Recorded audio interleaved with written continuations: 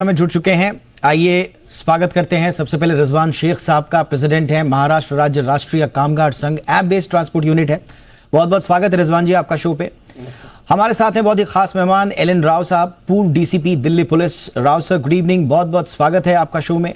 हमारे साथ हैं जहांगीर गाय साहब, देश के जाने माने कंज्यूमर राइट एक्टिविस्ट हैं। गाय सर गुड इवनिंग, बहुत बहुत स्वागत है।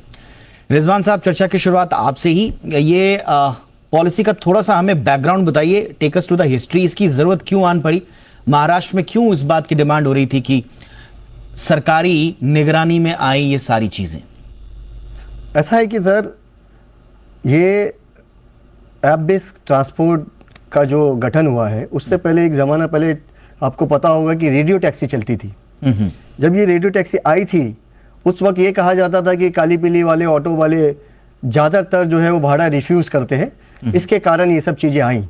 लेकिन जो तरक्की का सबब होना चाहिए था वो ड्राइवर कम्युनिटी के लिए परेशानी का सबब बन गया। एक ज़माना था कि ये सब कंपनी आई थी तब 22 रुपया पर किलोमीटर मिलता था और आज हमें 7 रुपये 8 रुपये पे काम करना पड़ रहा है। तो बताइए कि हम जो ड्राइवर कम्युनिटी में काम करने वाले लोग हैं उनकी कैसी तरक्की हुई? आखिरकार तरक्की तो तब होती है कि जब समाज के साथ एक तबके को आगे बढ़ाया जाता है। यहाँ तो एक तबके को दिन ब दिन डेली का डेली उनको डुबाया गया है। और रहा सवाल ये जो आज जो बात हो रही है कि 80% ड्राइवरों को मिलेगा, 20% का कंपनी मिलेगी, तो ऐसा कुछ नहीं है। 2 साल पहले सुप्रीम कोर्ट ने ये कहा है जो जिसका कोई गाइडलाइन का कोई पालन नहीं हो रहा है। रहा सवाल ये कि ये कहा जाता है कि कंपनियां मनमानी तरीके से फेयर बढ़ा देती है, ड्राइवर कैंसिल कर देते, तो उसकी वजह है ना, ये कंपनियों के ऊपर नकेल क्यों नहीं कसती है?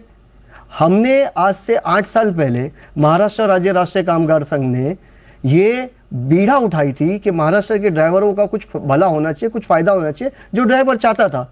उस टाइम के चीफ मिनिस्टर थे, जो आज के भी चीफ मिनिस्टर देवेंद्र फडणवीस जी ने, उन्होंने 10 दिन का टाइम मांगा था कि हम इन कंपनियों के खिलाफ कुछ ना कुछ एक्शन लेंगे, जो आज तक नहीं हुआ। अगर आज से 10 साल पहले एक्शन ले लेते तो आज ये जो लुहावनी चीजें बताई जा रही है जनता को, ये नहीं होता।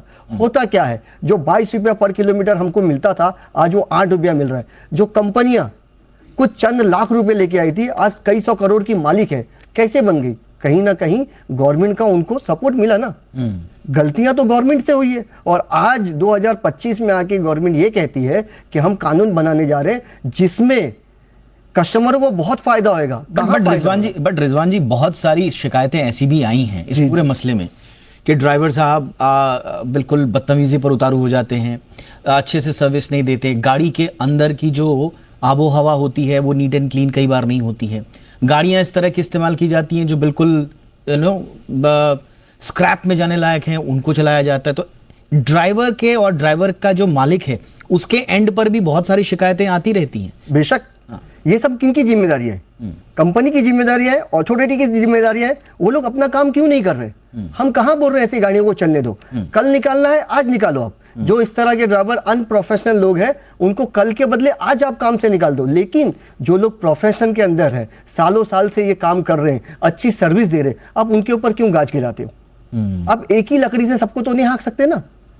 कानून का पालन कराने का जिम्मेदारी गवर्नमेंट की है, ठीक है, ना कि यूनियन की है। महाराष्ट्र राज्य राष्ट्रीय कामगार संघ ने हमेशा से ड्राइवर के साथ और गवर्नमेंट के साथ ये संबंध बनाने की कोशिश की है कि ना कस्टमर को प्रॉब्लम होवे ना ड्राइवर को प्रॉब्लम होवे। हम चाहते हैं ये सरचार्ज जो कहते हैं ना, सरचार्ज कल के बदले आज बंद कर दो। लेकिन जो सबसे मूल विषय है हमारा रेट, जिससे हमारा फ्यूचर चलेगा, जिससे हमारा घर बार चलेगा, जिससे हमारी फैमिली पलेगी, वो कहाँ मिल रहा है? हमको सिर्फ बोला जा रहा है 80% मिलेगा, 80% मिलेगा। ऑलराइट सर, बिल्कुल आऊंगा आपके पास में। राव सर, काफी ये लैंडमार्क एक मूव है महाराष्ट्र गवर्नमेंट का और कहा यह जा रहा है कि passenger grievances, cancellation, search prices, safety, इसके साथ साथ जो ड्राइवर का वेलफेयर है उसको भी इंश्योर करने की कोशिश की गई है और ऐप बेस्ड जो कैब्स हैं उनको एक रेगुलेटरी फ्रेमवर्क के अंतर्गत लाया जाए, जो कि मेरे ख्याल से मोटर व्हीकल एक्ट के परिधि के भीतर आता है।